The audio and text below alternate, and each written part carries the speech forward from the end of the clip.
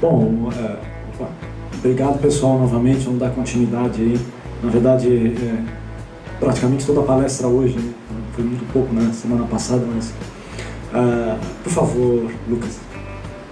Bom, como eu tinha estruturado a palestra na semana passada, eu fiz uma separação que ela não é uma separação por, digamos assim, portadores de informação, né? Não são os portadores básicos de informação.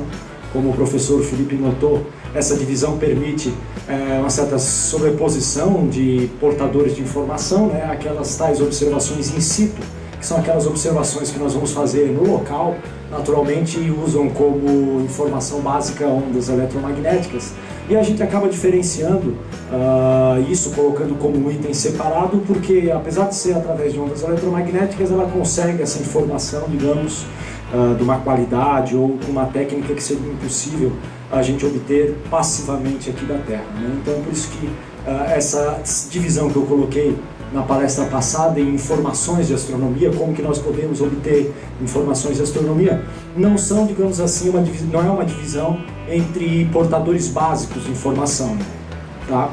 Acabam tendo uma certa sobreposição. Raios cósmicos, como eu tinha falado, são partículas energéticas, material de origem extraterrestre como o vento solar, entraria numa definição também de partícula energética, certo? Mas está numa categoria diferente, é diferenciado também por uma questão de energia de raio cósmico, apesar do mecanismo básico de ser uma partícula cerrada ser o mesmo, tá? É uma divisão aí que também não é consenso, certo? Eu já vi alguns outros cursos, digamos, de astrofísica observacional, né, que é a parte experimental da astronomia, fazer esse tipo de divisão, certo? Por favor. Bom, eu já comentei para vocês, a rainha da provedora de informações em astronomia são as ondas eletromagnéticas, certamente vão continuar aí por muito tempo. O espírito da coisa hoje em dia é a gente, na verdade, complementar aquilo que a radiação, que as ondas eletromagnéticas não conseguem observar, certo? Utilizando outros portadores de informação ou outras fontes de informação.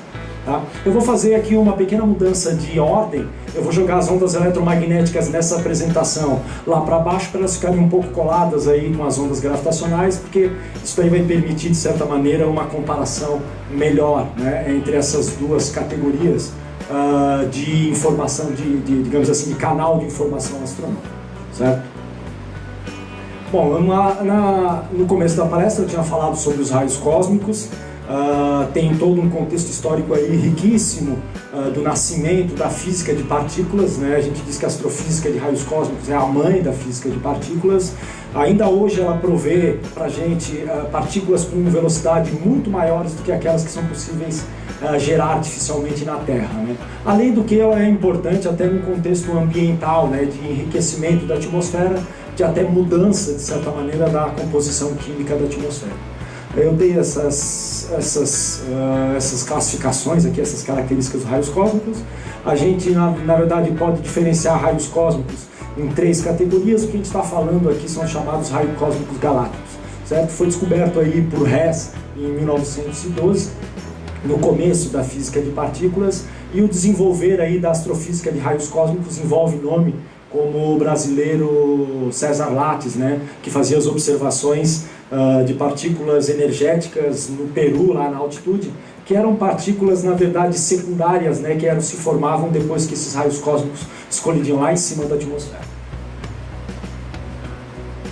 Bom, aí eu dei uma ideia, né, da composição desses raios cósmicos, do chamado espectro de energia, o intervalo de energia, certo? Eu acabo utilizando aí um prefixo do Sistema Internacional que pouca gente vê, o zeta, que significa um perfil de 10 na 21. Uma energia de 10 na 21 eletronvolts significa, na verdade, eu no núcleo tenho a energia cinética de uma bola de bocha, né? Uma bola de aproximadamente 800 gramas, acelerado a uma velocidade de 50 km por hora. É uma brutalidade de energia para uma partícula tão pequena. Por outro lado, o momento linear desse tipo de partícula é equivalente ao momento linear de um caramujo, né?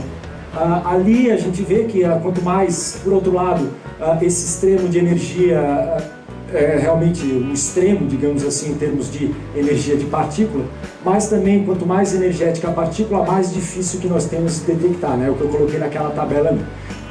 Partículas, raios cósmicos que vêm de fora do sistema solar, provavelmente vêm de fora da galáxia. com energia, por exemplo, de 10 na 20 electronvolt, próximo àquele extremo ali, a gente observa, a gente consegue detectar ela numa taxa de uma partícula por quilômetro quadrado por século. Realmente é muito pequena a taxa, certo? Digamos assim, de incidência dessas partículas aqui na Terra. E só para comparação, eu coloquei na aula passada, na continuidade do seminário, que o máximo que nós conseguimos aqui na Terra é uma energia de 10 na 13 eletronvolts.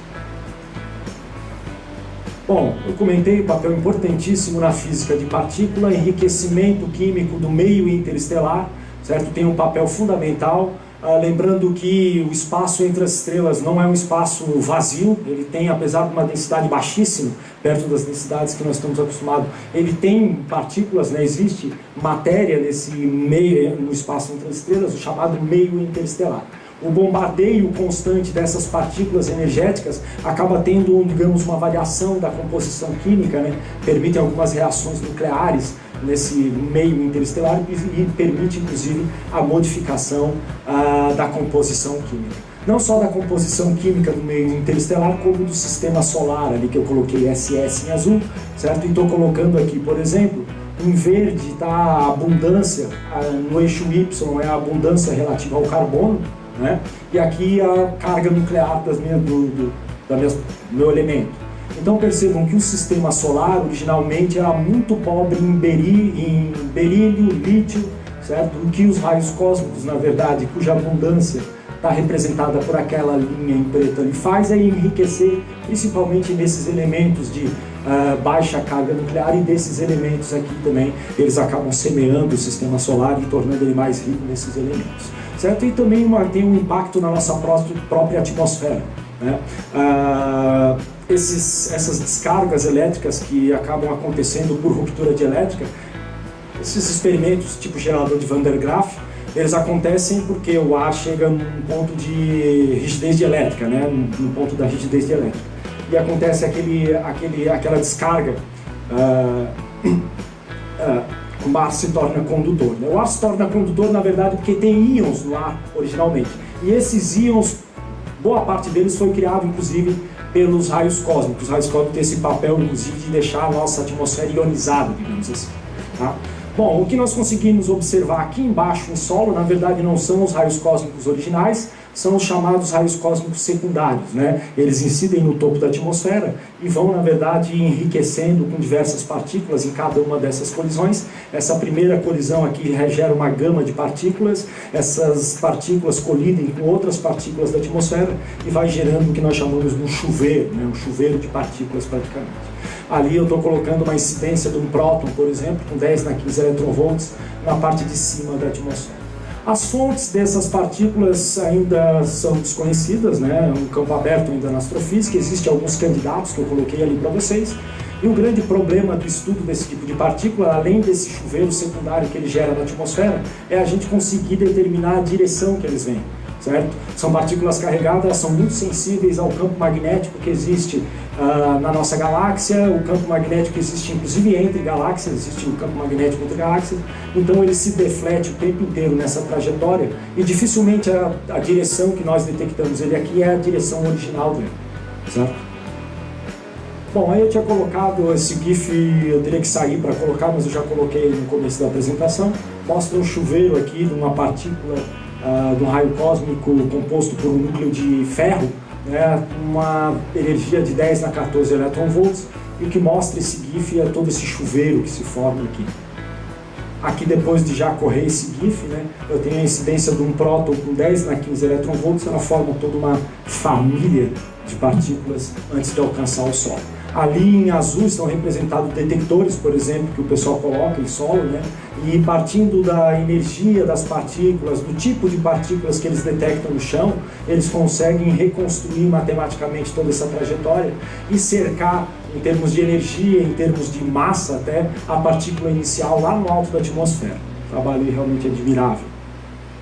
Bom, a segunda classe de portadores foi que eu parei na semana anterior a essa, são os neutrinos, certo? Eu vou dedicar um tempo aos neutrinos aqui, porque eles cumpriram, na verdade, há um tempo atrás, um papel parecido com as ondas gravitacionais, certo? Eles, na verdade, eles complementaram algumas observações do óptico, certo? Foi efetivamente o nascimento da chamada astronomia de neutrino e, digamos, tem alguma certa semelhança do que nós estamos vendo acontecendo aqui com as ondas gravitacionais. Certo? São partículas que interagem muito pouco, apesar de ser produzido em abundância no Sol, que é uma das maiores fontes que nós temos, né?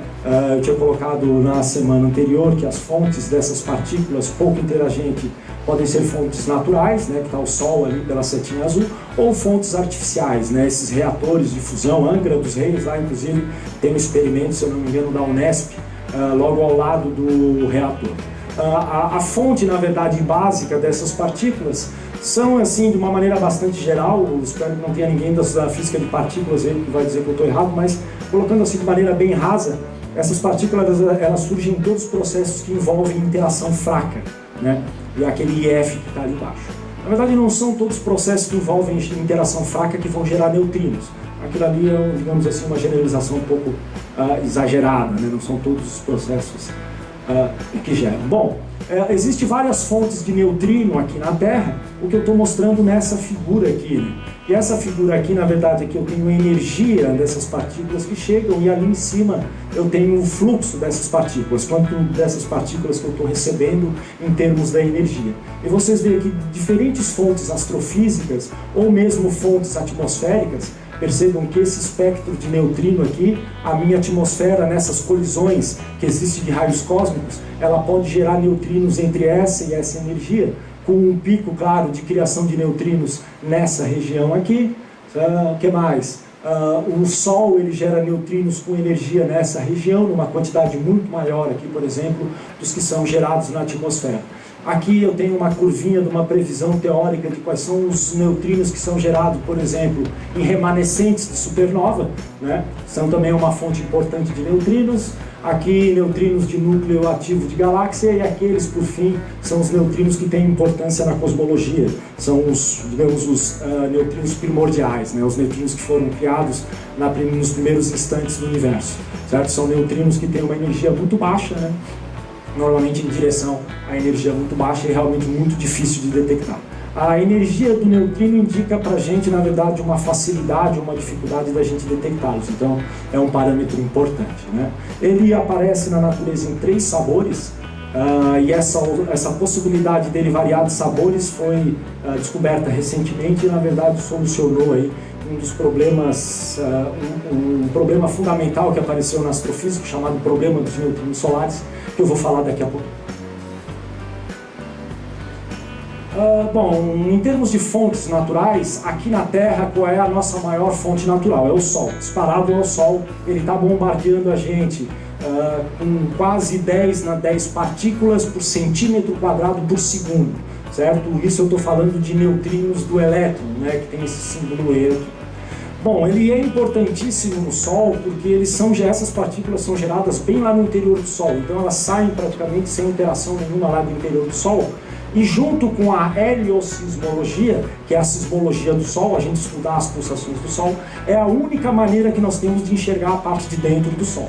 Lembrando que com radiação eletromagnética o que nós estamos chegando é a superfície do Sol, certo? Existe uma estimativa aí de que um fóton que é gerado nas regiões internas do Sol, certo? Leve aproximadamente, de tantas interações que ele tem num gás, leva aproximadamente 10 anos para sair do interior do Sol, enquanto o neutrino escapa rapidamente sem interação nenhuma.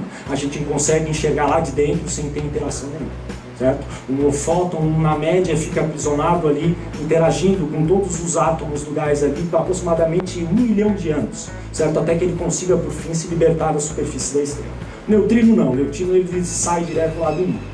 A heliosismologia, essa aí foi uma revolução que teve na astronomia do século XX.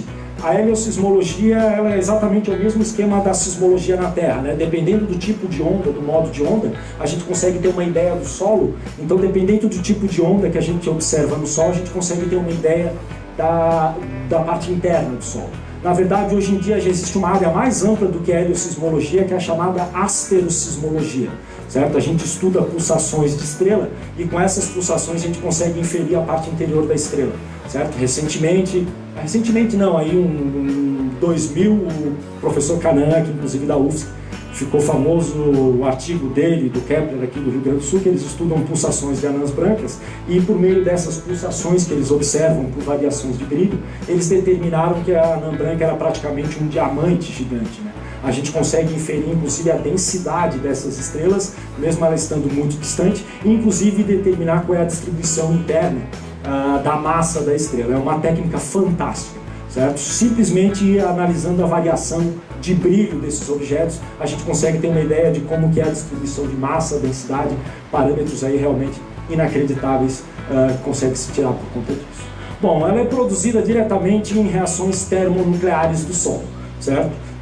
Caso vocês não saibam, certo? Alguns de vocês não saibam, a fonte primária de energia do Sol são radiações, são reações termonucleares. Tá? Existe aqui também uma história bastante interessante no começo do século passado, fim do século anterior ainda, para a determinação de quais eram as fontes de energia do Sol. Certo? A primeira fonte que surgiu, inclusive proposta, entre outras pessoas, pelo Lord Kelvin, era chamada contração gravitacional, né? O que gerava energia para o Sol era o fato dele ser uma bola de gás que estava se contraindo gravitacionalmente. A gente sabe que se a gente pega um gás e contrai ele, ele esquenta, né? Podendo considerar um gás ideal, certo?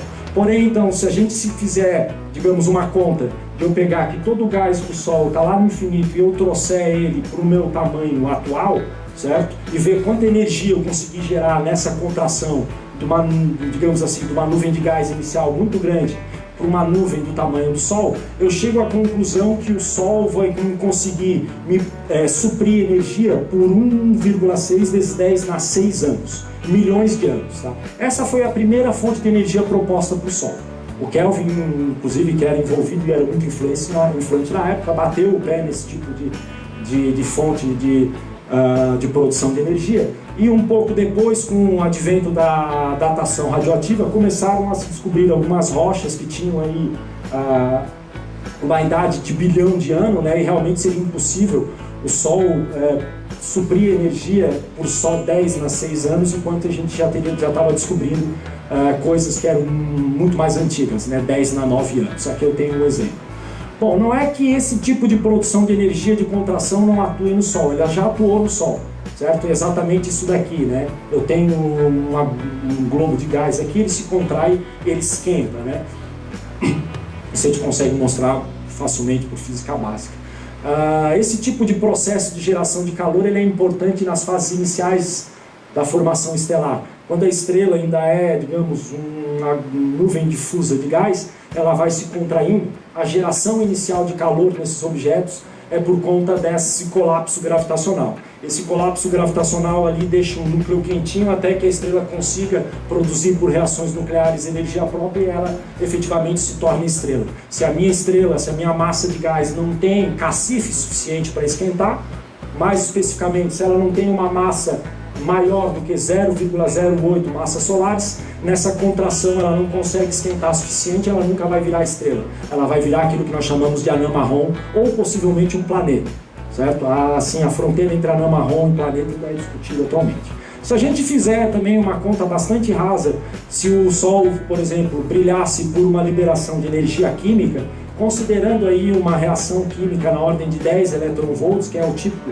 reação química que acontece, ele poderia, na verdade, só suprir energia por também um pouco menos de 1 milhão de anos, enquanto as reações termonucleares, que foi a proposta de produção de energia no começo do século passado, também um contexto histórico riquíssimo e muito interessante, ela salva, digamos assim, as evidências geológicas e consegue suprir energia por 11 giga-anos, né, 10 na 9 anos.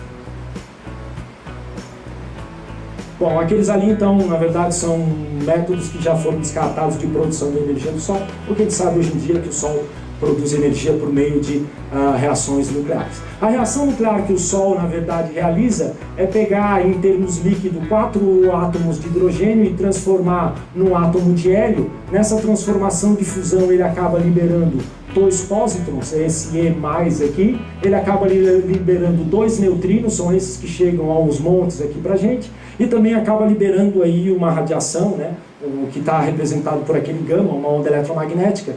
Cada reação dessa aí libera alguma coisa em torno de 27 megaelectrovolts. Só para fazer uma comparação com a queima que nós conhecemos aqui na Terra, a queima de C mais O, né, para gerar o CO2, ela gera irrisórios 4,1 eletronvolt por reação. Enquanto aquela reação nuclear ali gera energia, cada reação em um fator 10⁶ maior. Certo? Essas são as reações que estão acontecendo atualmente no Sol em maior intensidade, né? As chamadas cadeias próton-próton. Eu tenho vários prótons que se combinam e eles na verdade estão se tornando hélio. Esse tipo de reação está acontecendo somente no interior do Sol. Aqui eu tenho uma fatia da minha estrutura interna do Sol, então percebam que somente no primeiro 30% em termos de raio é que acontecem essas reações do tipo próton-próton.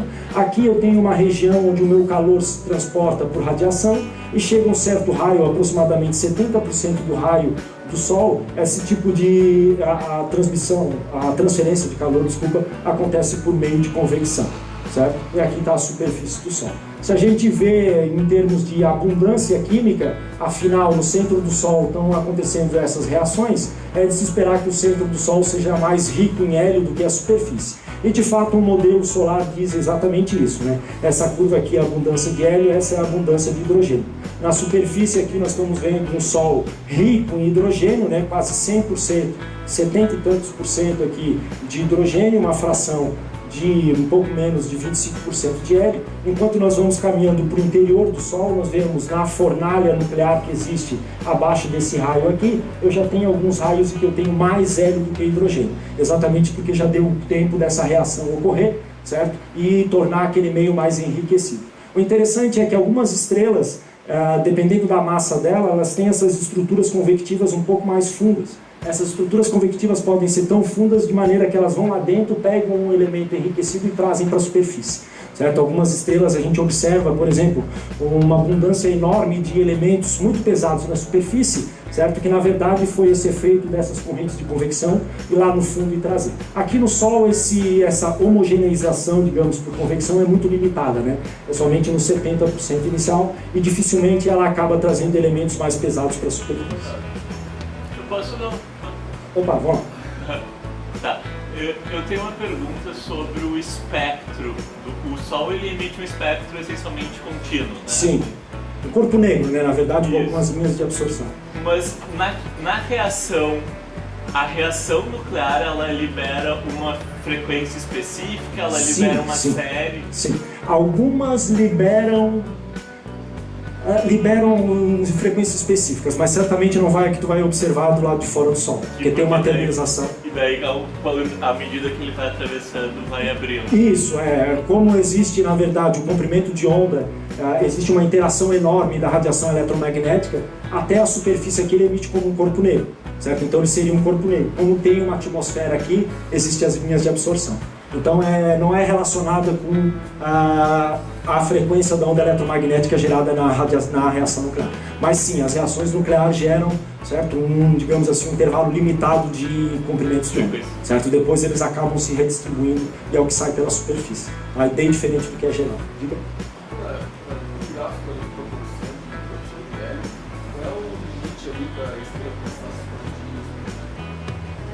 Como é que é? Desculpa. Como é que a estrela começar a se expandir? Aqui na verdade não é com o tempo, tá? Aqui é com o raio que eu estou entrando. Então aqui é o centro do Sol, certo? E ali é a superfície do Sol. Então se eu pegar aqui um raio em 30% do Sol, por exemplo, eu vou ter uma abundância em hidrogênio aproximadamente 70%, e aqui é uma abundância aproximadamente 30%. Essa é a abundância que a gente vê na superfície. Vai depois numa outra fase, aquilo ali na verdade, essas curvas, isso aqui é o atual, é o modelo atual. Essas curvas aqui essa curva aqui vai começando a subir, certo? Tem umas figuras bastante interessantes que a gente faz aqui com o tempo e coloca qual é a fração de massa dos elementos. E mostra exatamente isso aí, ela começa com hidrogênio, vai tornando tudo hélio, certo? Ou alguns outros elementos. E realmente daí tem todas essas fases de enriquecimento interno. Vai depender também muito da estrutura da estrela, né? Se existe homogeneização por conta da convecção ou não. O hidrogênio acaba, no centro ele acaba. No centro ele acaba. Daí, quando a estrela é de baixa massa, daí dependendo da massa da estrela, o que vai acontecer na etapa seguinte vai depender da massa da estrela. Mas naquela parte onde acabou o hidrogênio, vai existir uma pequena contração, vai esquentar, ela vai ter energia suficiente para começar a queimar o hélio. Só que o hidrogênio ainda vai continuar queimando numa casquinha em volta, certo? Acabou esse hélio, o que acontece? Contrai e começa a queimar carbono. O carbono vai queimar lá dentro, vai ter uma camadinha queimando hélio, vai ter uma camadinha queimando hidrogênio do lado de fora. Vai chegar na fase final da estrela, que eu vou colocar, ela vai parecer uma casca de cebola, literalmente. Lá no meio vai estar queimando elemento pesado, e cada camada foi, digamos assim, um fracasso que ela teve lá no centro de montar um elemento e jogar para a periferia, digamos assim. Eu já vou colocar essa estrutura pré-supernova de colapso central, que é exatamente essa estrutura que tu colocou. Isso aqui é uma foto do modelo do Bacall ali, certo? É o modelo atual, né? Esse é o pai aqui do modelo solar padrão. Tem uma história muito interessante desse cara aí, depois eu vou colocar no problema dos neutrinos solares, daqui a pouquinho que vai aparecer, certo? Era isso? Diga. Fazer uma pergunta semelhante à do Lucas, aí no caso sobre a faixa de energia do neutrino liberado na reação ali da cadeia molecular, ela tem uma faixa de energia limitada. Depende da reação, muda, eu já vou responder aqui, quer ver? A próxima. Mais uma? Vai, mais uma. Aqui. Isso é o espectro de neutrino gerado nas cadeias próton-próton. Tá? Existe monocromático, que nós chamamos. Esse tipo de reação PEP aqui é importantíssima, que ela gera um neutrino monocromático numa única energia e muito fácil de detectar. Certo? Lá em cima está o intervalo que os detectores conseguem, detector de cloro, galho, supercamiocândia ali, que é água pesada. Então ali são as frequências que os detectores conseguem, e aqui na verdade são as diferentes formações de neutrino de acordo com o tipo de reação.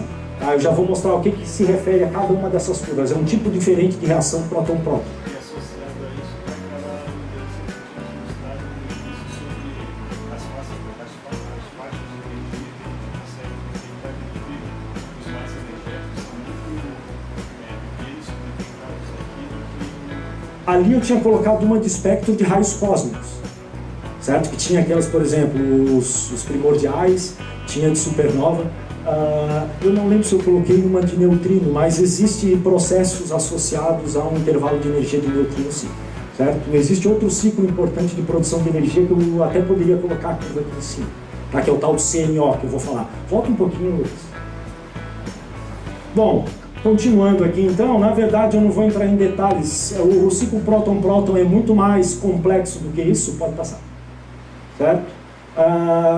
Eles têm na média uma conservação, uma conversão de 0,7% de massa em energia, certo? Ele produz aí aproximadamente 6,68 megaelectrovolt por unidade de massa atômica envolvida na reação. Bom, era meio injusto a gente comparar com aquilo, com a queima de carbono, vamos comparar com a fissão do urânio 235, certo? Se a gente dividir a energia que é produzida na fissão de urânio 235 por unidade de massa atômica, vai dar um valor aí de 0,81. A minha produção por reação de hidrogênio no interior do Sol aí gera quase 7 vezes mais do que uma fissão de urânio. As possibilidades de cadeia próton-próton são, digamos assim, bastante diversas.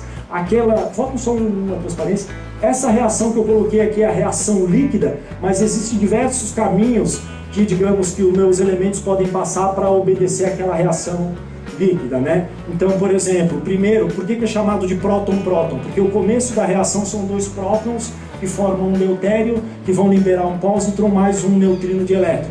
Esse pósitron aqui vai ficar de bobeira e vai receber a colisão de outro, certo, próton. Esse deutério vai receber a colisão de outro próton, vai formar um hélio 3, certo? Esse hélio 3 ele tem uma probabilidade de 31% de ir naquela direção, 31% de vir nessa e de 69% nessa direção. Ou seja, a reação que mais ocorre em termos de probabilidade é essa daqui. Esse hélio 3 vai receber a paulada de outro hélio 3, vai formar um hélio 4, certo? E vai liberar ainda 2 hidrogênios. 30% dessas reações acontecem caminhando para lá, né? Esse hélio 3 vai receber uma paulada de um hélio 4, certo? Vai formar um berílio 7, mais aí uma produção de uma radiação eletromagnética. E depois disso, o berílio tem uma probabilidade, esses 30% tem uma probabilidade quase 100% de caminhar lá para cima, mas existe uma probabilidade aí diferente de zero desse berílio caminhar por esse caminho de baixo. O efeito líquido de todos esses caminhos da minha reação é aquela que eu mostrei na transparência anterior.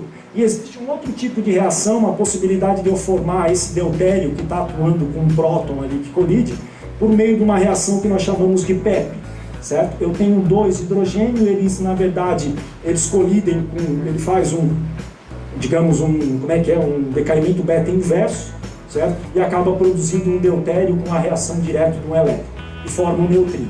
Bom, na verdade não é importante os detalhes dessas reações, o que é importante nessa figura complexa aqui é mostrar que aqui tem um neutrino, ali aparece um neutrino, ali aparece um neutrino, aqui aparece um neutrino. É um neutrino em qualquer ramo que a minha reação caminha. Um outro tipo de reação que pode acontecer, também a queima do hidrogênio, é o chamado ciclo CNO. Esse ciclo CNO ele tem uma exigência de ter alguma abundância inicial na minha estrela de carbono, nitrogênio e oxigênio. O nosso Sol é um caso que existe uma certa abundância de carbono, nitrogênio e oxigênio.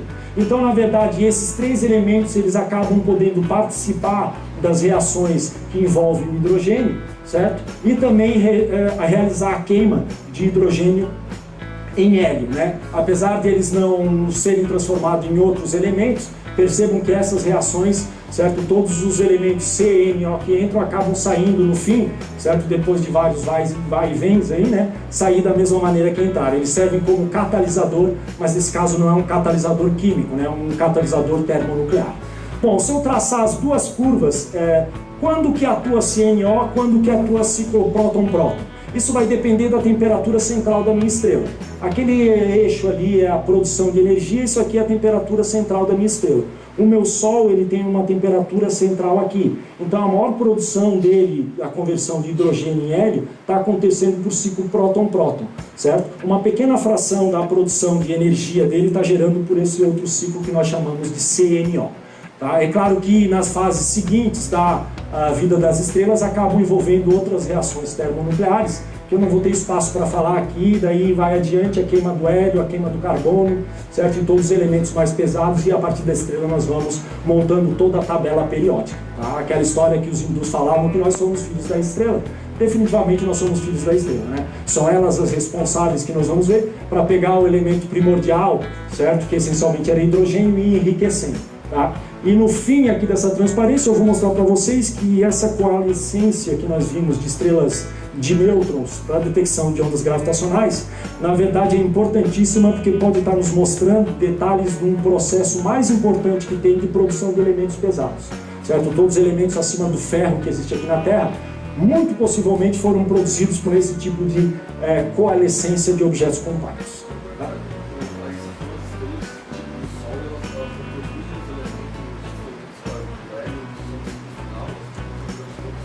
Não, dificilmente. Elas vão terminar como uma anã branca de carbono. Vão terminar como uma anã branca de carbono, certo? Só que ela é uma classe importante porque elas passam por uma fase, principalmente estrelas com massa um pouco acima do Sol, passam por uma fase que a gente chama de nebulosa planetária, certo? Então elas têm uma fase de instabilidade que elas oscilam e acabam liberando as camadas exteriores. Isso só acontece com estrelas de baixa massa. E como ela é muito rica em carbono, que o máximo que ela consegue de calor é para queimar carbono, ela acaba tendo um mecanismo de semear o universo de carbono. Então estrelas de baixa massa e massa intermediária certamente foram uma das responsáveis por a gente estar aqui e ter a vida baseada em carbono. Elas são as maiores fontes de carbono do universo, disparado, certo? E elas conseguem semear porque elas entram nessa estabilidade, começam a pulsar e vão literalmente jogando as coisas para fora. Vai lá. Aqui, na verdade, é só para mostrar para vocês que dependendo da massa da estrela, eu tenho uma estrutura interna, não só de transferência de calor, mas eu também tenho uma estrutura interna de produção de energia. Todas essas fases aqui são uma fase que nós chamamos de sequência principal. É onde a estrela passa o maior tempo, né, da vida dela, certo? Aqui, então, por exemplo, se eu tenho uma estrela muito massiva, percebam que as partes internas da minha estrela eu tenho um transporte de calor por meio de convecção e nas partes externas eu tenho radiação.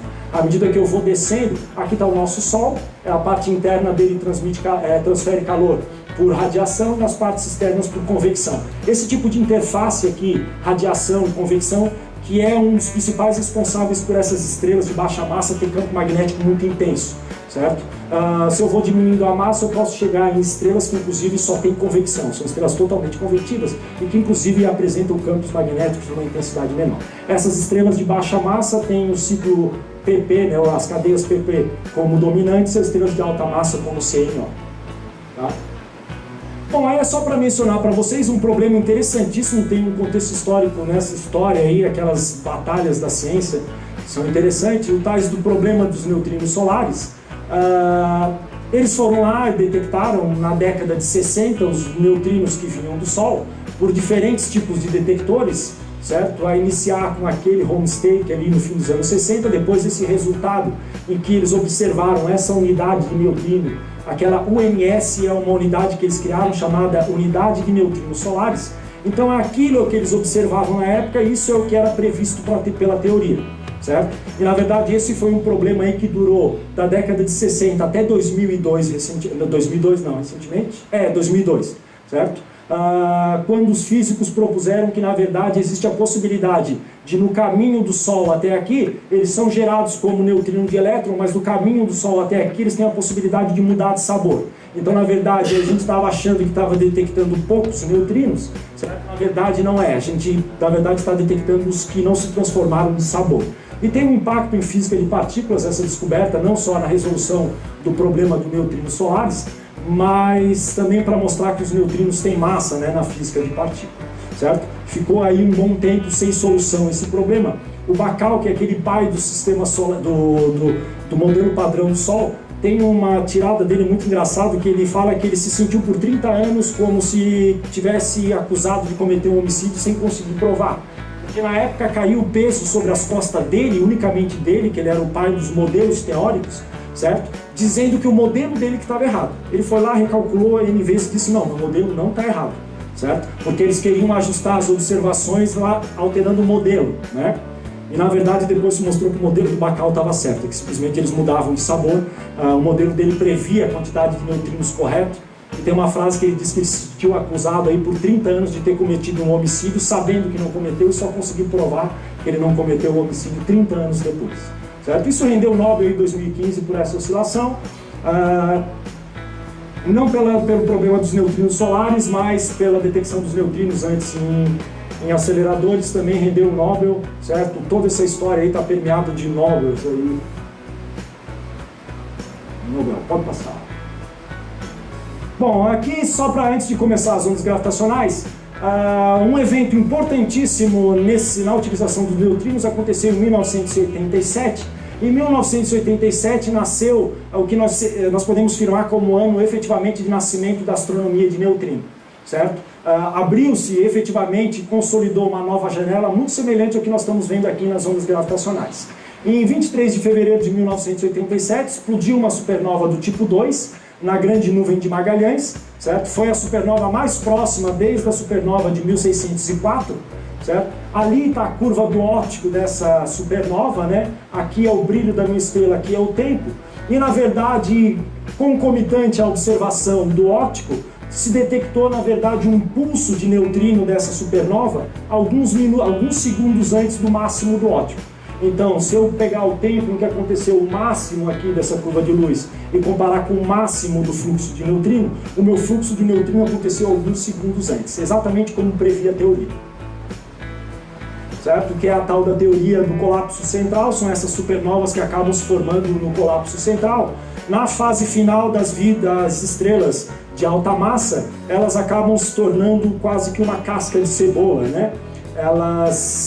Sucessivas queimas da parte dos elementos da parte interna acabam levando ela numa estrutura próxima a ela explodir como uma supernova, uma estrutura literalmente como uma casca de cebola.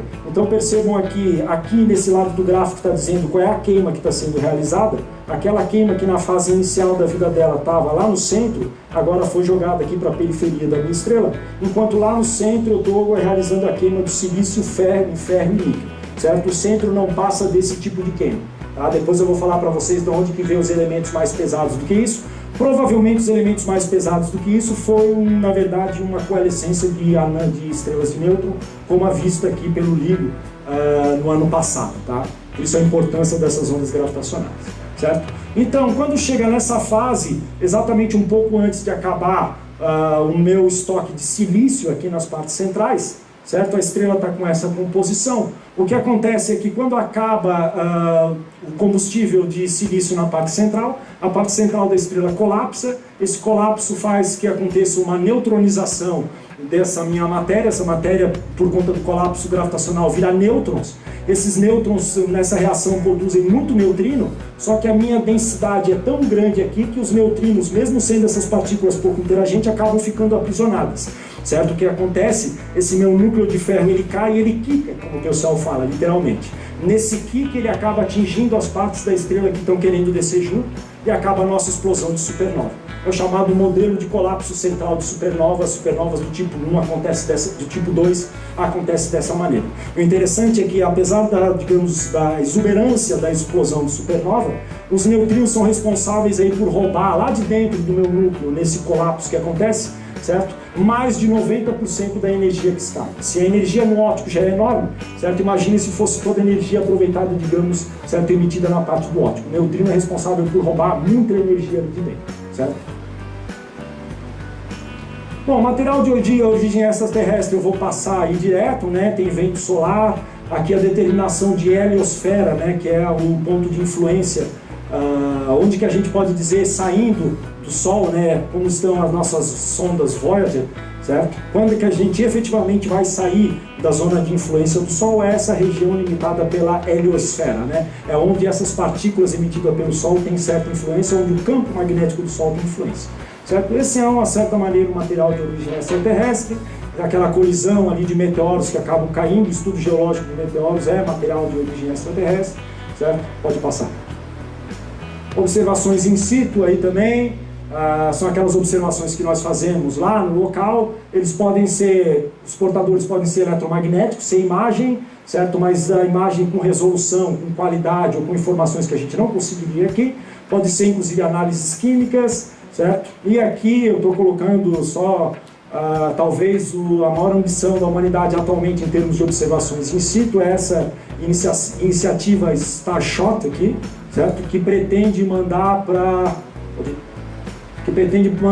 um planeta de Próxima Centauri, né? A estrela mais próxima da gente aqui, na verdade, uma micronave, só volta uma. A micronave que eles pretendem mandar está aqui na mão do cidadão aqui, aquele ali é o meu sensor, certo? Eles pretendem colocar em velas aí de alguns metros, acelerar essas velas espaciais a uma fração considerável da velocidade da luz, e a pretensão é conseguir enviar essas naves até esse suposto planeta de Próxima Centauri em 20 anos. Tá? Eles conseguiriam chegar em 20 anos. Tá? Algumas características do planeta passa, certo? Aí tem um pôster interessante, depois quem quiser baixar aí ou quiser mandar um e-mail para mim, é um quadro da exploração cósmica in situ, né? Tem todas as sondas efetivamente que foram mandadas aqui, quais foram as trajetórias dela, aí não dá para ver a riqueza que tem, é um pôster bastante interessante. Mas a nave iria para a Próxima Centauri e Mandaria informação de volta, só naquele chip. Mas ela tem energia suficiente para mandar o sinal? Tem. O problema é que ele não sabe se acertaria, então a pretensão era mandar um monte. Porque seria o flyby, né? Tipo como aquela Novos Horizontes passou por Plutão, né? Passa rapidamente. Poderia uma delas acertar. Como são naves de baixo custo, dava para enviar um monte. É 4,4 anos-luz, eles pretendiam acelerar, dá para a gente acelerar 1/4 da velocidade da luz antes da órbita de Júpiter. Então chegaria em 20 anos, com aquelas tipo de... O problema é que daí é uma pretensão, um projeto. Eles não têm, por exemplo, o laser necessário para acelerar, ainda está em desenvolvimento. Ele já tem, inclusive, o chip, vários detectores ali naquele chip, certo? As velas são maiores que aquilo, alguns metros, mas está em desenvolvimento isso daí. Tem um site ali, depois se vocês quiserem eu passo. A pretensão é enviar, acho que até 2020, alguma coisa assim, já não fizeram, tentar enviar esse monte dessas naves para ver se passa. Na verdade, tem um questionamento até da existência do planeta. Já se firmou mais, mas inicialmente existia uma certa dúvida da existência do planeta. Lucas? Bom, ondas eletromagnéticas eu não preciso dizer a importância, né? Aí eu estou colocando exemplos, diferentes comprimentos de onda. Vamos passar rapidinho aí e chegar nas ondas gravitacionais, vai lá, certo? Olhar diferentes comprimentos de onda, nós vemos diferentes processos físicos. Se eu olhar meu universo em raio-x, eu estou vendo processos muito energéticos que acontecem aqui, por exemplo, essa é a galáxia de Andrômeda, acontece na região central de Andrômeda. Se eu estiver olhando no rádio aqui, por exemplo, eu vou estar vendo gás, hidrogênio, né, molecular H2, certo? Percebam que ela é mais rica na região dos braços. Se eu olhar no infravermelho, eu estou vendo poeira, certo? Também é muito mais rica nos braços, na parte central, certo? Então, dependendo do comprimento de onda que a gente vai, a gente consegue limitar diferentes processos físicos, tá? Vai lá.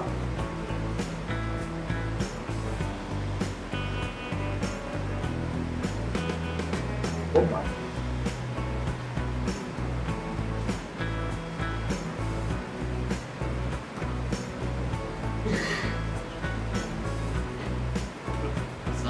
Voltar. Voltar. Então, Bom, só o comentário é que, apesar de ser um tipo... Pode passar mais um.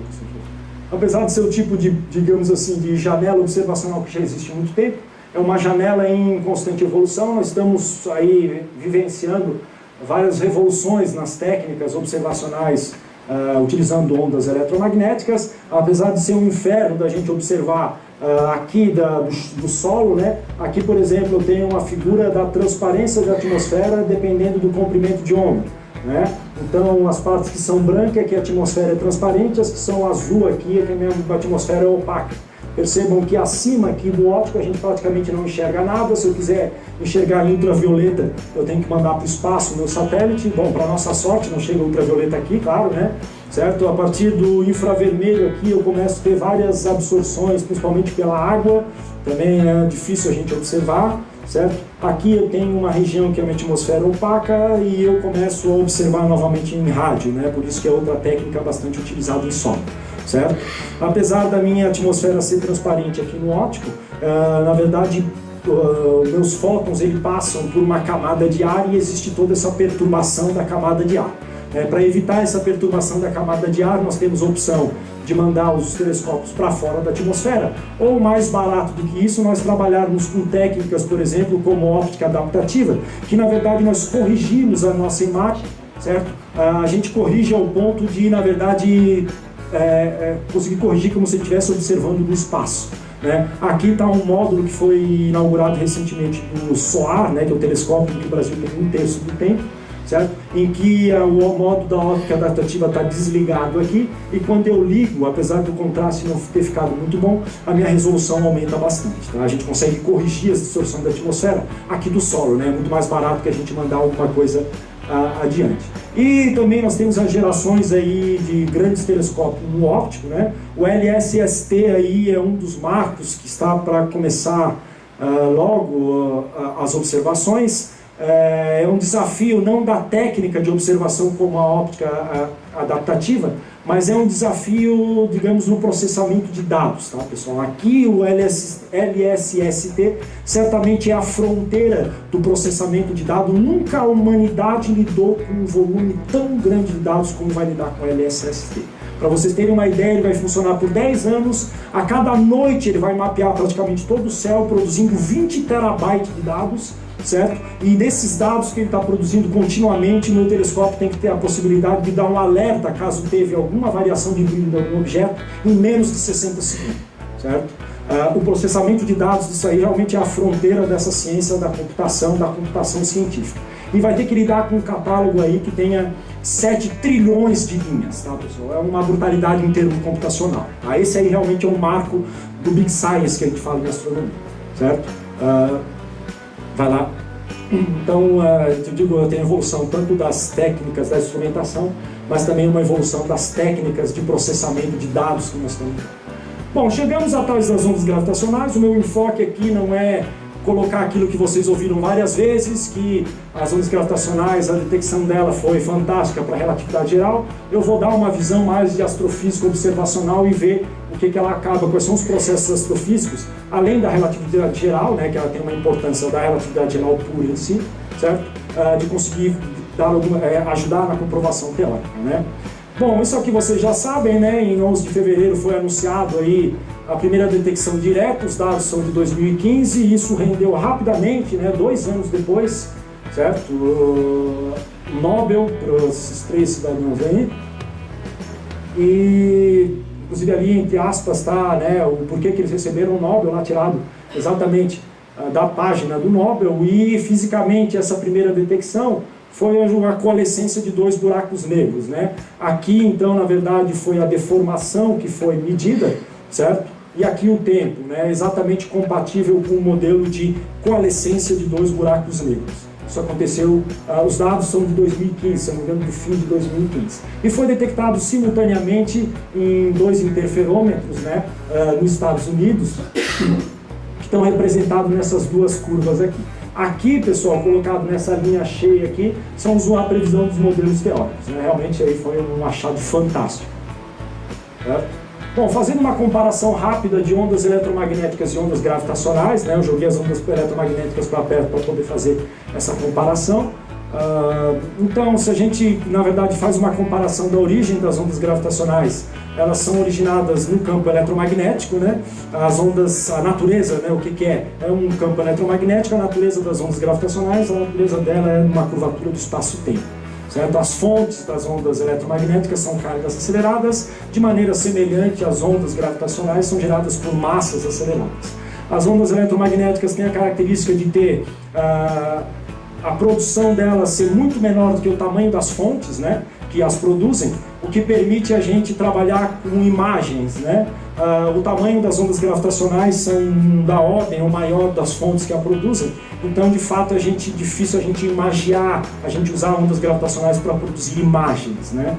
A interação com a matéria de ondas eletromagnéticas é forte, a interação com a matéria de ondas gravitacionais é fraca, né? A detecção de ondas eletromagnéticas, a gente se dá pela potência, né? Pela energia que ela transmite, enquanto nas ondas gravitacionais a gente detecta a amplitude da onda, né? Exatamente aquela deformação que aconteceu ali no meu interferômetro. A analogia que a gente faz é visão, certo? É o equivalente às ondas eletromagnéticas, e a audição, certo? As ondas gravitacionais, certo? Ali, então, a definição, né, são oscilações do campo eletromagnético que se propagam no espaço-tempo, certo? E as ondas gravitacionais são pequenas ondulações correlativas do próprio espaço-tempo que se propagam.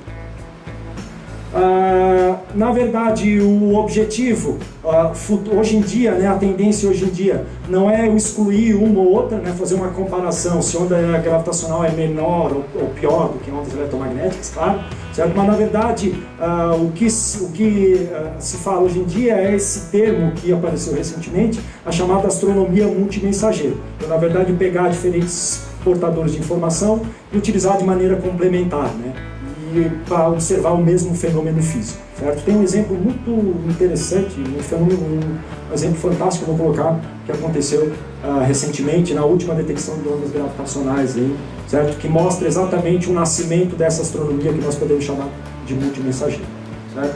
Passar um pouco rapidinho, aí são as possíveis polarizações que as ondas gravitacionais podem ter, elas viajando aqui na direção Z, certo? Bom, apesar de todo o alarde de 2016, não foi a primeira vez que as ondas eletromagnéticas apareceram na história, né? Na verdade, já houve a detecção indireta delas na década de 60, quando descobriram um pulsar binário, que é aquele nome esquisito ali, PSR B1913 mais 16.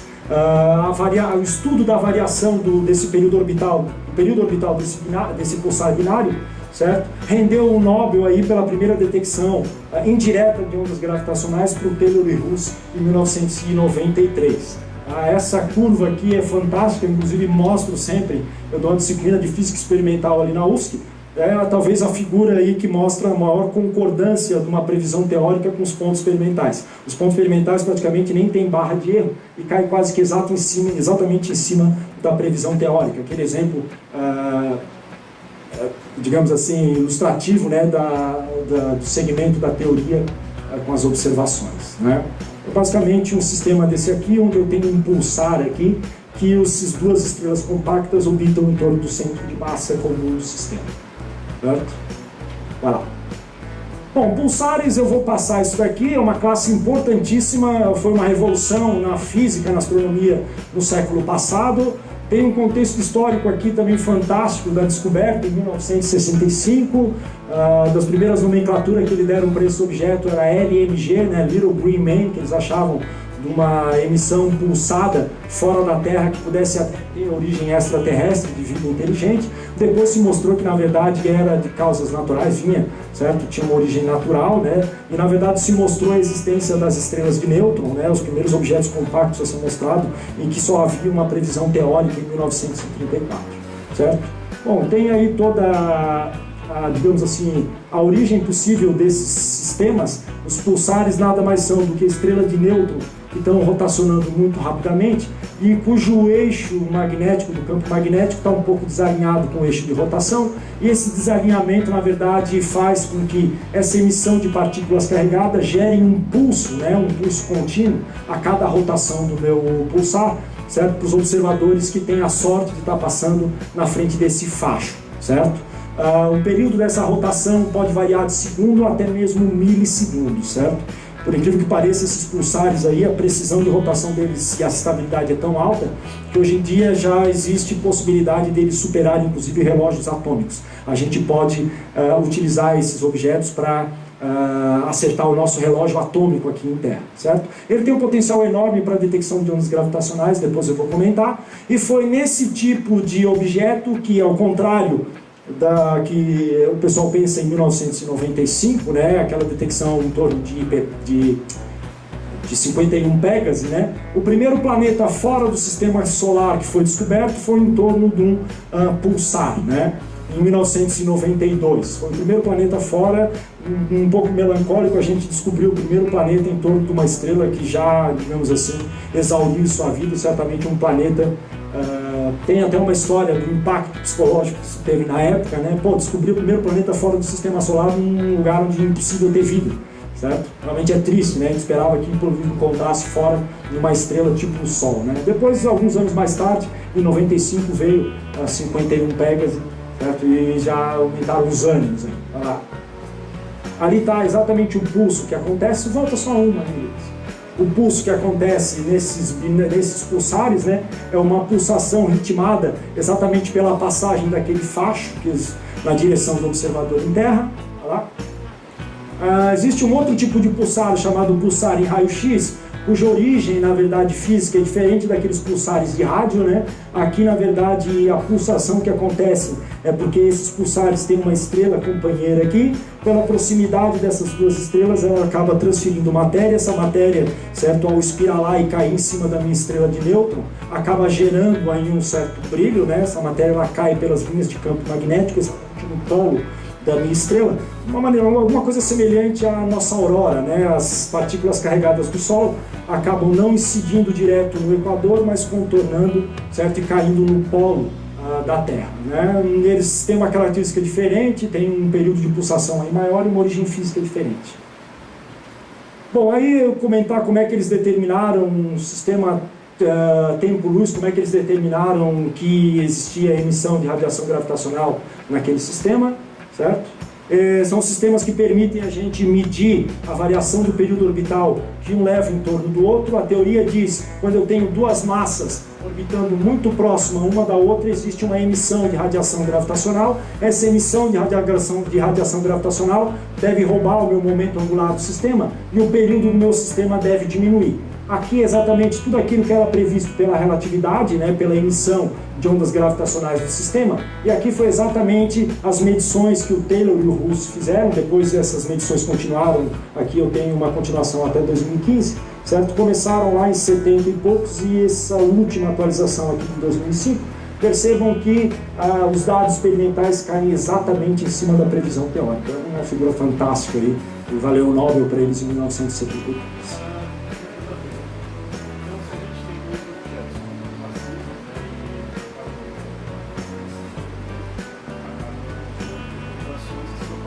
Sim, emitem ondas gravitacionais. Emitem ondas gravitacionais.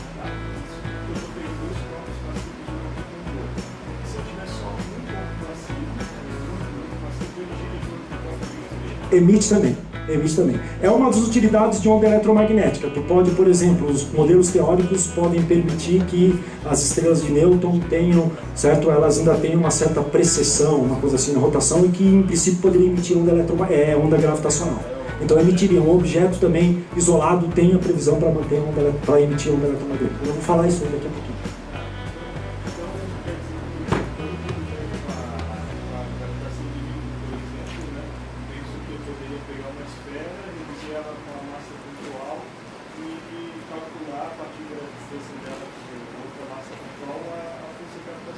Aham.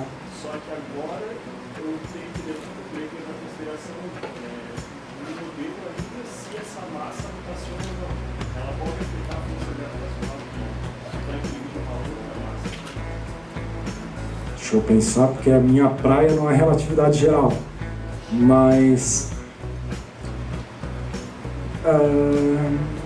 a força gravitacional, se o meu objeto tem rotação, não sei te responder, Isabel.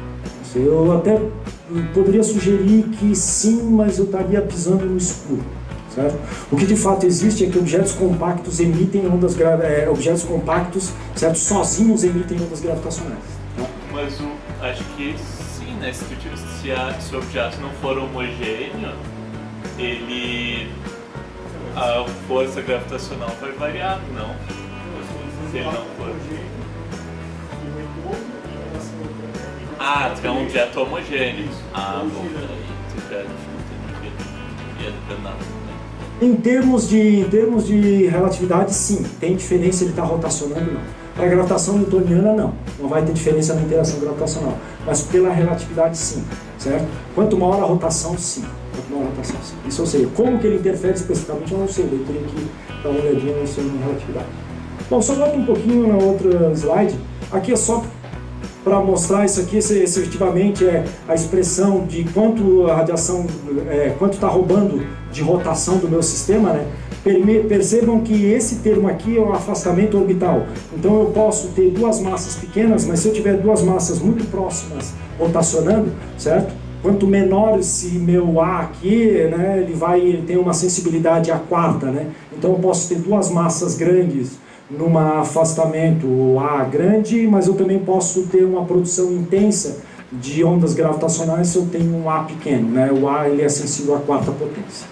Bom, as fontes astrofísicas de ondas gravitacionais podem ser, na verdade, a característica dessas ondas, a gente pode dividir ela em 4 categorias, certo? As contínuas, que é ali esse eixo Y, é a deformação no espaço-tempo que essas ondas geram, certo? São ondas contínuas com o tempo aqui, que podem aparecer inclusive de objetos compactos com rotação, estrela de nêutrons com rotação, binárias compactas que não tenham perdendo tanto momento angular por radiação gravitacional, podem manter a sua órbita estável e também gerar uma fonte contínua de ondas gravitacionais. As que foram detectadas até então foram chamadas ondas inspirais, né? Uma tradução aí um pouco esquisita, mas não é espirais, é inspirais ou decaimento de órbita, que elas são geradas por coalescência de objetos compactos, certo? Podem ser do tipo pulso, as ondas gravitacionais podem ser geradas do tipo pulso, aparecem em supernovas, aparecem em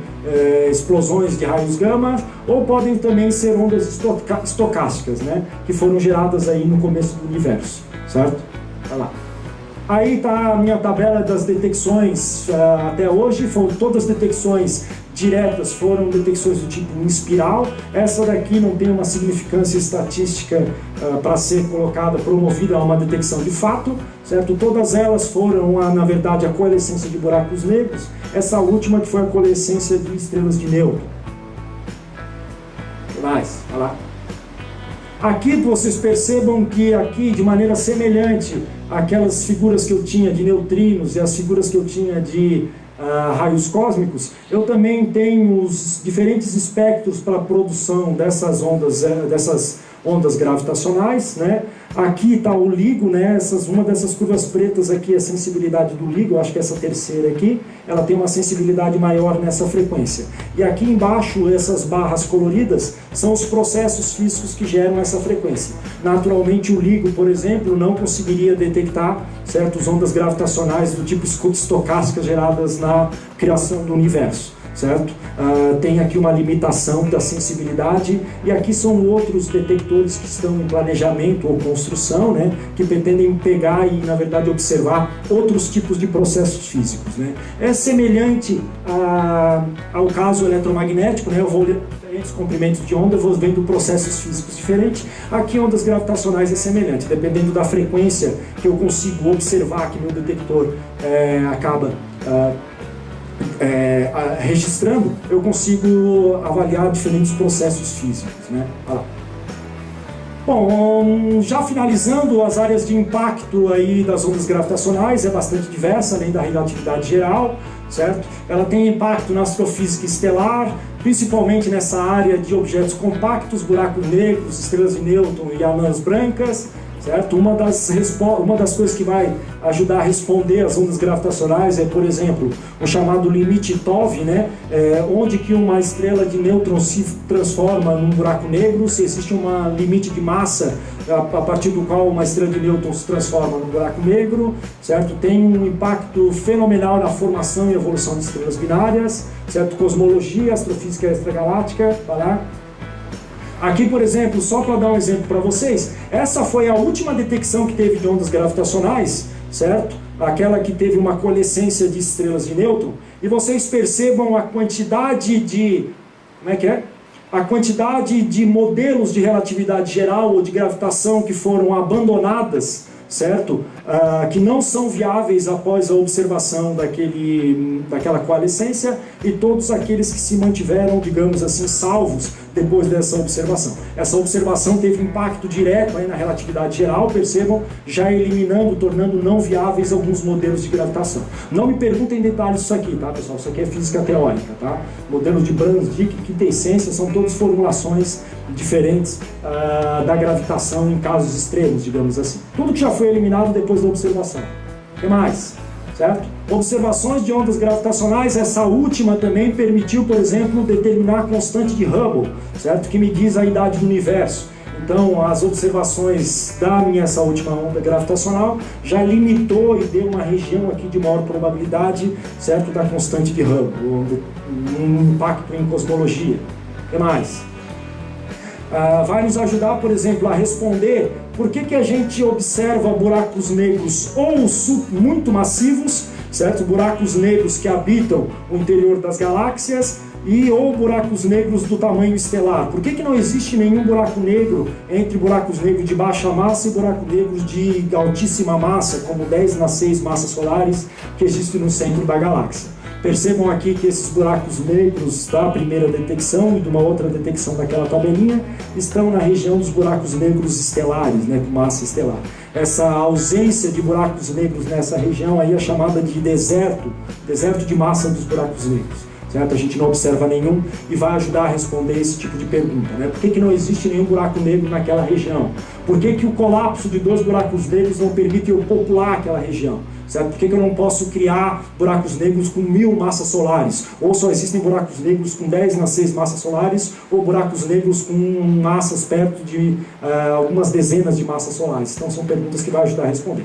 A própria existência dessa minha binária de nêutron ou do meu buraco negro no final, pessoal, já é uma história de vida complexa. E a minha estrela começou com uma estrela normal, certo? E teve uma vida aí realmente que é uma novela, né? Lembrar que a companheira dela explodiu antes do que ela tomou uma explosão na cara de supernova ali, sobreviveu, estrelas que estavam ao lado ali ainda passou outras fases, certo? Alcança uma fase muito importante na evolução de binárias, o envelope comum. Então vai ajudar a responder, a gente sabendo a quantidade dessas estrelas de nêutron que a gente consegue detectar por ondas gravitacionais, a gente vai saber aí, vai conseguir dar limites aos processos de evolução de binárias, né? Vamos lá. E por fim aí, só para colocar o marco nessa história das ondas gravitacionais, em termos de astrofísica observacional foi essa última detecção, GW 170817, e foi o marco, na verdade, eu diria até o nascimento da astronomia multimensageira. Certo? Só colocando para vocês, nós tivemos a detecção da onda gravitacional em si, que depois foi gerada pela coalizão de duas estrelas de nêutron, certo? Na sequência, detectado por satélites, foi detectado um impulso de raios gama, certo? O GRB curto foi detectado logo em seguida. Aqui está a minha detecção do LIGO aqui, né, e do Virgo, certo? Da onda gravitacional. E um pouco depois ainda foi observado essa variação de brilho no óptico, certo? Então, praticamente, esse objeto foi observado não só em ondas gravitacionais, mas ele foi observado ao longo de todo o espectro eletromagnético. Isso uma colaboração internacional fantástica, um sincronismo fantástico. Numa tacada conseguiram produzir 23 papers, se não me engano, só avaliando, analisando diferentes comprimentos de onda dessa detecção. Aqui mostrando para vocês a detecção da LIGO, certo? Aqui o Fermi, né, que está observando, são satélites fora da atmosfera que observam em raios gama. Teve aqui a minha coalescência, percebam que eu tenho um delay no pico da minha emissão de raios gama, certo? Essa figura aqui é fantástica também, ela mostra aqui as diferentes observações que aconteceram do mesmo objeto. Então aqui, só colocando, essa é a observação de ondas gravitacionais pelo LIGO, né? Esses tracinhos foram as observações que eles realizaram. Foi observado em raio gama, em raio X, nessas ocasiões, em ultravioleta, em óptico, no infravermelho, em rádio, certo? O objeto foi cercado, foi, digamos, o nascimento da nossa astronomia, que nós chamamos, né, de astronomia multimensageira. A gente cerca o fenômeno observando ele, certo, em diferentes comprimentos de onda e mais de ondas gravitacionais, tá? Aqui está pequenininho, mas percebam, cada palavrinha dessa aqui é um observatório que observou em solo. Foi dezenas de observatórios que sincronizadamente, em diferentes comprimentos de onda, observaram o mesmo fenômeno. Tá? Ali está uma imagem do óptico, por exemplo. Aqui está a curva de luz no óptico, certo? Um transiente que a gente chama, teve um aumento de brilho, uma kilonova que foi chamado.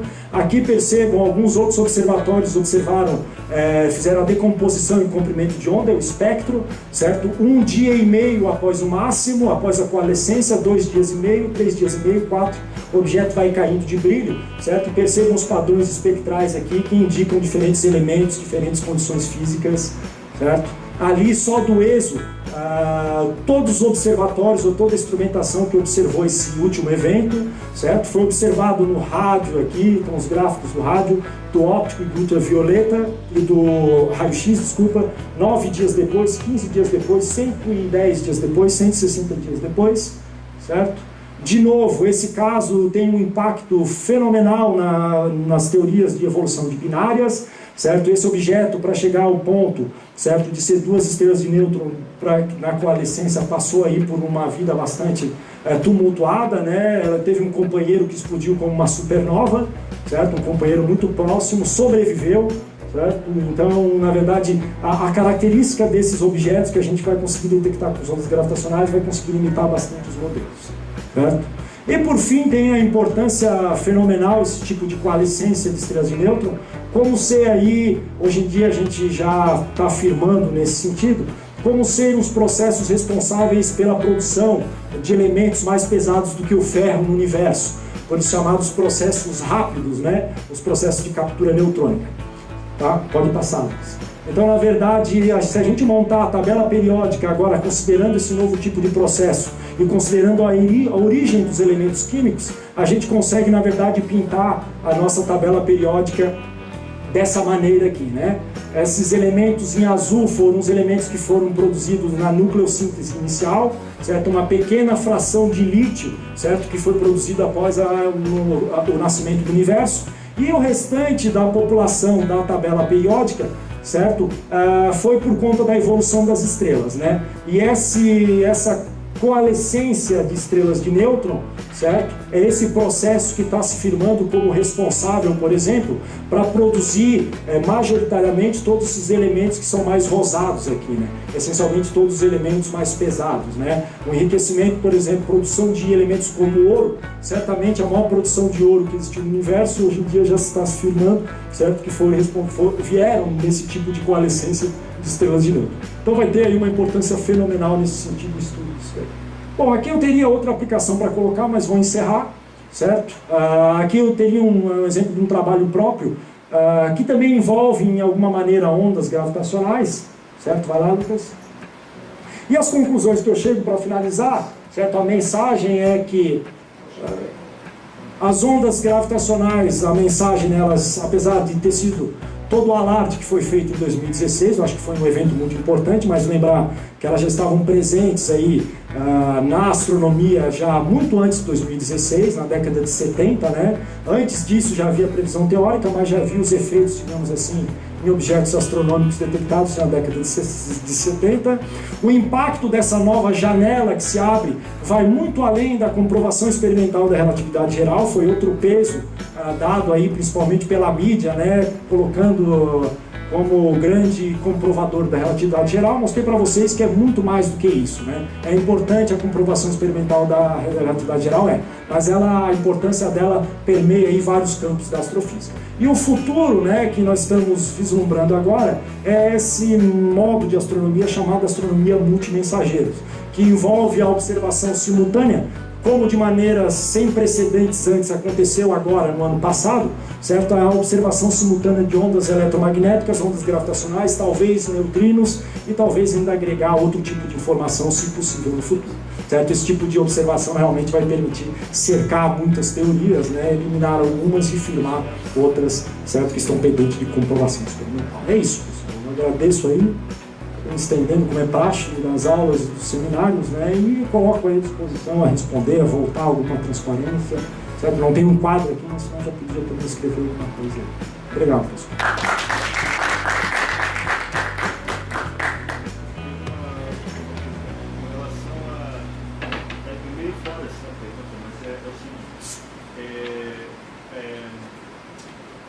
Acabou falando dos neutrinos, que são um dos candidatos a compor matéria escura, né?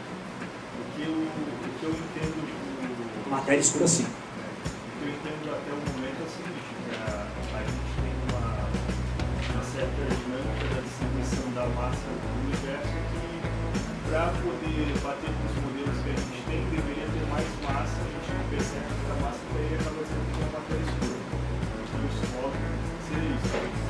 Na verdade, em termos cosmológicos mais amplos, daí não é a matéria escura que entra em jogo, é a energia escura. Certo? Porque daí, hoje em dia, não se sabe muito bem fisicamente o que é. A matéria escura, ela se manifesta, claro, em termos de larga estrutura do universo, mas também na rotação da galáxia, né? Para explicar a rotação da galáxia, tem que ter massa, certo? Só que é uma massa que não emite luz. Pode ser matéria bariônica, certo? Essa matéria que nós somos feitos pode ser neutrino, pode ser uma tal de WIMPs, mas é diferente de energia escura. Energia escura ninguém sabe direito o que é. Por enquanto é um parâmetro que tem que estar ali, certo? Para conseguir mostrar que o universo está acelerado. Tá? A matéria escura tem um monte de candidato. Inclusive, percentual da matéria escura, tem gente que diz que são anãs marrons, são estrelas que não vingaram, que não conseguiram brilhar, a gente não enxerga. Neutrinos também, colocaram massa recentemente, pode pesar também. Certo? Não pode ter efeitos, questionar se pode ser que a gente perceba efeitos gravitacionais da verdade se tem por causa de movimentos que a gente não consegue perceber, que seriam alguma coisa relacionada também a oscilações da estrutura do espaço-tempo. Não oscilações, mas algo nesse sentido. Alguma coisa que tem momento angular e que acaba provocando uma modificação e a gente não previa isso. Não necessariamente a matéria como sendo algo que gerou uma influência gravitacional que a gente não estava esperando que tivesse.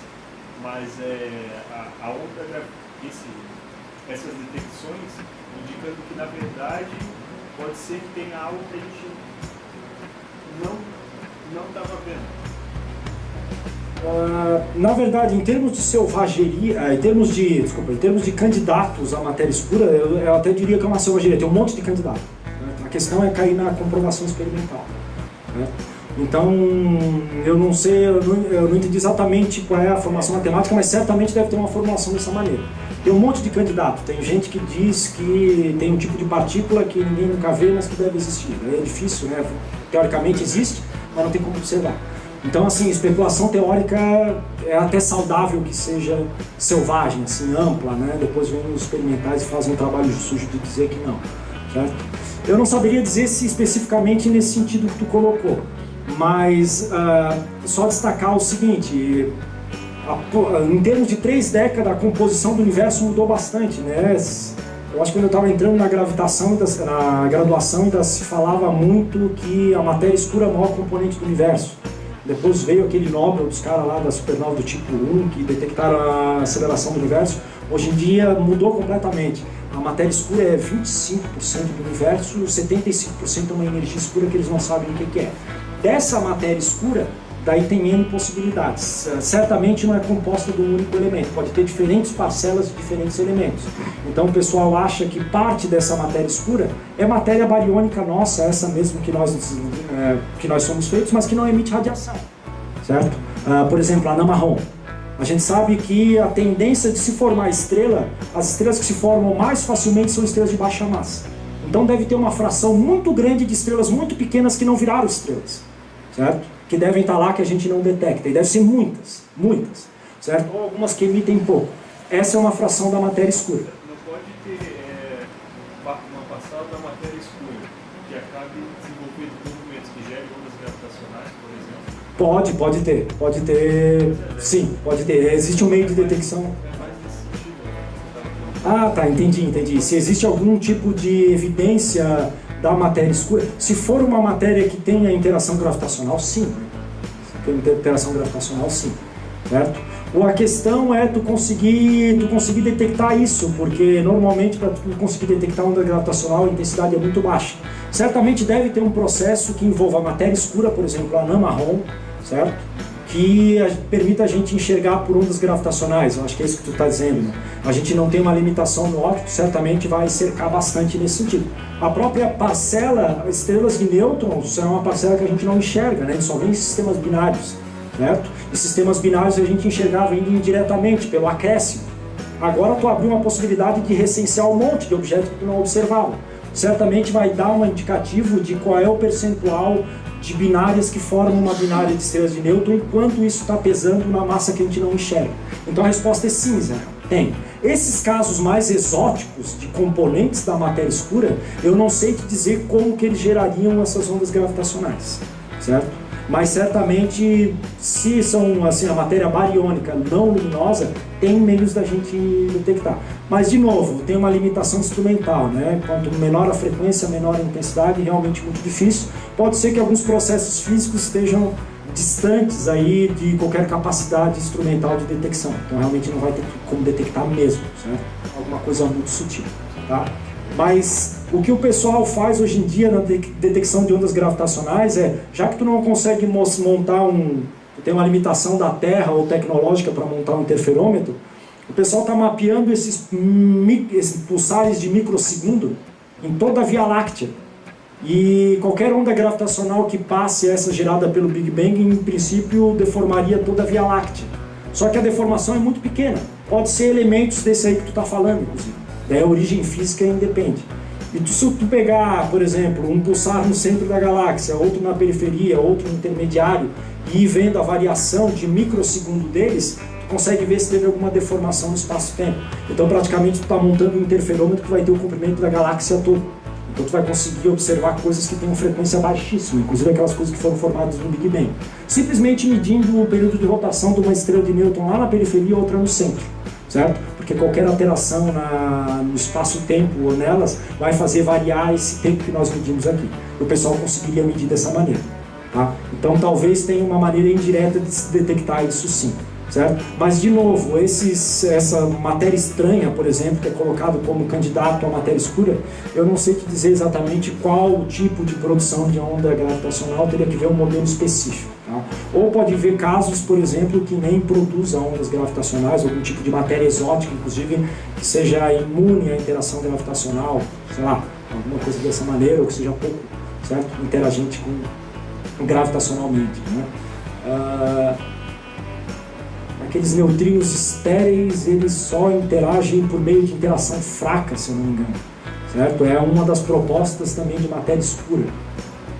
São neutrinos que foram propostos teoricamente que não interagem gravitacionalmente, só por meio da interação fraca. Daí realmente Mas tem vários modelos dessas composições, até o modelo de composição de energia escura. Aí realmente eu até teria que me atualizar para ver qual que é desses vários modelos que tem de componentes dessa matéria escura.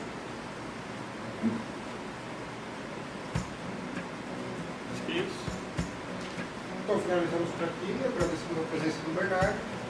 Seguiremos com vocês em maio, então teremos um mini curso de observação do grupo. Vai ser uma terça-feira, da data ainda está para ser decidida.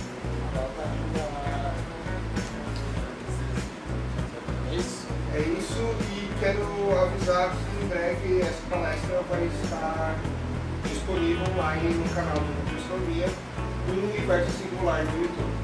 Eu já aproveito, eu não sou professor aqui do IFSC, mas eu sou professor da UFSC, a minha sala aqui pertinho do Mato Alto.